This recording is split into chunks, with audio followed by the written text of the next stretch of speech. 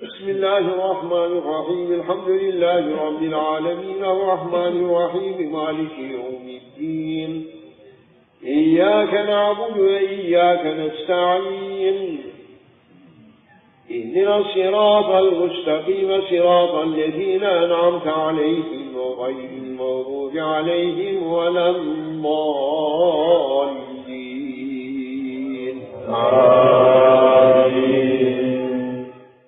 History of the Saints of the Golden Chain. Number 23, Muhammad Khwaja al-Amkanaki.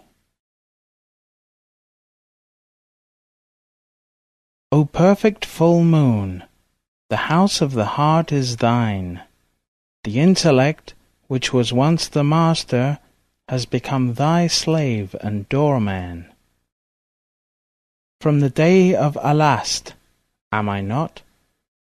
The spirit has been drunk with thee, though for a time it was distracted by water and clay. Since the clay has now settled to the bottom, the water is clear. No more do I say, "This is mine," that is thine. Rumi, Divan. Muhammad Khwaja al-Amkanaki was the inheritor of the secrets of the Prophet and the ultimates of the preferred saints. He was the Imam whose majestic position everyone acknowledged and whose blessings reached far and wide. He was born in Amkana, a village of Bukhara. He was raised by his father and his uncle. During his childhood he was well guided until he became like one beneath an exalted dome, protected from every shame. He never discovered any good characteristic except that he acquired it. He discarded even the smallest mistakes and errors. He never encountered a high station without encompassing it, nor a valuable secret without keeping it, nor a delicious spiritual taste without savoring it. He followed his father like the sun on a bright day and like the full moon on a dark night. He sat on the throne of succession. He tried his best to lift up the hearts of people.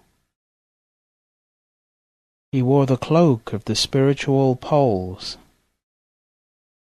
Every atom in this world, whether human or animal, plant or inanimate object, was supported by his spirituality.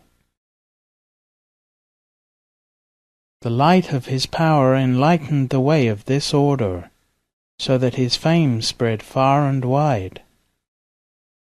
People ran to him to receive his knowledge, to be guided by his light, and to be enlightened by his guidance.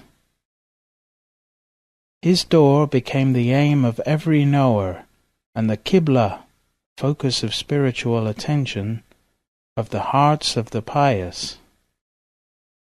He was dressed and decorated with the attributes of the divine, attesting to his high position in the heavenly realm.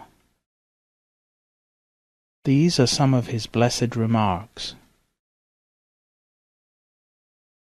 Everyone must know that for the seeker to progress in this way, he must first sear into his heart the image of his Shaykh, until the traces of the heat of that connection become visible.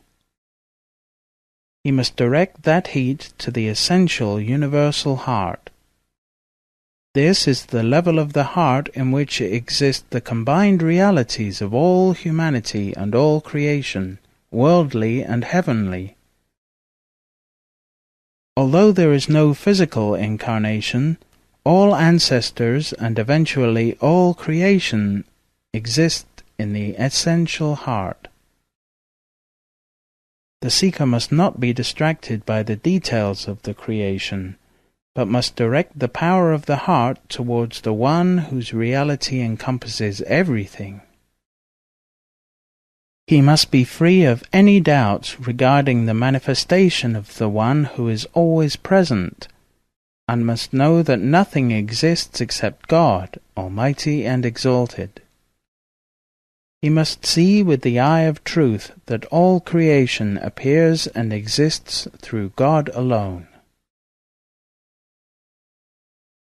The demand of this way is to direct yourself to the state of erasure and annihilation, which is the first stage of bewilderment. This will lead you to the state of receiving the pure light of the essence. In that state, there will be no other element existing except that pure essence. Even the names and attributes cannot exist in that state of pure essence.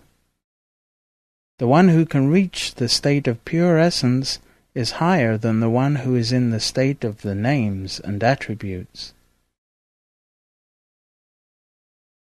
He died in 1008 Hijrah, 1599 current era. He passed his secret to Shaykh Muhammad al-Baqi Billah.